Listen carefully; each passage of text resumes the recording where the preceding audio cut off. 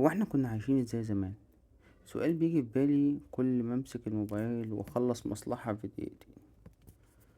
كنت زمان بضيع فيها يوم كامل. تخيل كده معايا، ترجع بالزمن 30 سنة لورا وتصحى الصبح بدري وتلبس وتكوي القميص وتنزل تركب مواصلات وتقف في طابور طويل عريض، أوله عند الشباك وآخره عند باب المصلحة الحكومية، وفي الآخر الموظف يقولك فوت علينا بكرة يا أستاذ عشان الدمغة مش موجودة. سيناريو مرعب، مش كده؟ السؤال هنا بقى، يا ترى الناس زمان كانت بتستحمل الروتين ده ازاي؟ وايه اللي كان بيصبرهم على صعوبة الحياة دي قبل ما التكنولوجيا تدخل في كل تفصيلة في يومنا؟ إجابة السؤال ده غريبة جدا وهقولك عليها في آخر الفيديو، بس الأول خلونا نتكلم عن النعمة اللي في ايدينا دلوقتي، التطبيقات اللي خلت حياتنا أسهل بكتير. والنهاردة أنا جاي أكلمكم عن تطبيق أثار جدل كبير بين الناس. في ناس شايفاه منقذ وناس شايفاه ملوش لازمة. تطبيق النهاردة اسمه محافظات مصر، أو زي ما مكتوب في الباكج سكول ميت. وده أول لغز في الموضوع. أنا حملت تطبيق وجربته بنفسي تجربة كاملة لمدة أسبوع عشان أنقل لكم الصورة كاملة، ريفيو من أرض الواقع، لا تطبيل ولا تكسير مقاديف، الحقيقة أو بس. أول ما فتحت التطبيق واجهتني مشكلة، وده أول خطأ وقعت فيه. أنا كنت فاكر إنه تطبيق حكومي رسمي، يعني هدخل أجيب منه شهادات ميلاد أو أجدد رخصة العربية وأنا قاعد مكاني.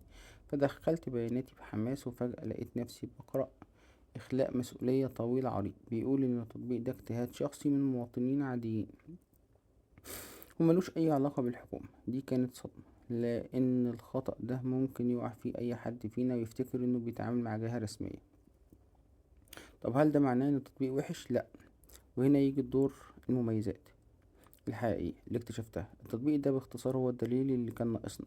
بدل ما تروح المصلحة وتسأل أجيب ورقة إيه والموظف يزعقلك، التطبيق ده مجمع لك كل الإجراءات المطلوبة لكل الخدمات الحكومية في مصر تقريبا، مقسمة بقى على حسب المحافظات وحسب نوع الخدمة.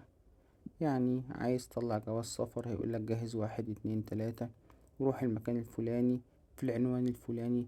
لأ، نقلوا المكان. ميزة تانية قوية جدا وهي الروابط المجمعة، وهو مش بيعمل الخدمة بس، بيحطلك لينك الموقع الرسمي المباشر اللي بيعمل الخدمة دي. يعني بيوفر عليك توهة البحث في جوجل وسط المواقع الوهمية، وده بيخليه أداة ممتازة للتوجيه والمعرفة، خصوصا للناس اللي بتتلخبط في الإجراءات الروتينية. لكن عشان الأمانة في النقل لازم نتكلم عن الجانب المظلم أو المشاكل والعيوب اللي موجودة. أول عيب قاتل هو الإعلانات، كمية إعلانات ads بتطلع لك وانت بتتنقل بين الصفحات، ممكن تخليك تنسى انت كنت داخل تعمل ايه أصلا. وده بيأكد الهدف من التطبيق ربحي في المقام الأول. العيب التاني والأخطر هو أمان البيانات. لما بصيت على تفاصيل التطبيق في البلاي ستور لقيت مكتوب صراحة كده إن البيانات غير مشفرة. يعني أي بيانات شخصية بتكتبها جوه التطبيق ده، لو التطبيق ده طلب منك تسجيل ممكن تكون عرضة للخطر.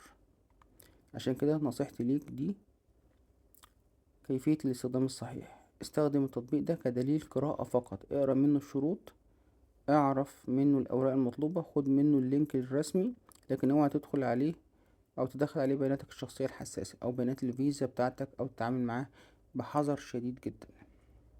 وعشان ما تعتمدش على رأيي لوحدي، دخلت وقلبت في تعليقات المستخدمين على البلاي ستور وشفت آراء الناس الغالبية العظمى مجمعة إن الفكرة عبقرية وموفرة للوقت، لكن التنفيذ محتاج تظبيط. ولقيت أكتر تعليق واخد لايكات كان من مستخدم اسمه محمد بيقول تطبيق ممتاز كفكرة وبيوفر عليا مشاوير كتيرة. السؤال بقى هنا، ياريت تقللوا الإعلانات شوية لأنه بيغطي على الكلام المهم، وياريت تحديث مستمر للأسعار والرسوم لأنها اتغيرت. التعليق ده بيلخص حالة التطبيق بالظبط: فكرة ممتازة، تنفيذ تجاري. طيب لو انت قلقان من التطبيق ده، البديل الآمن هو بوابة مصر الرقمية، تطبيق حكومي رسمي تقدر تستخدمه بجد وبأمان، وبياناتك مشفرة. صحيح ممكن يكون تقيل شوية في التحميل ساعات، بس أضمن بكتير من تطبيقات الطرف التالت.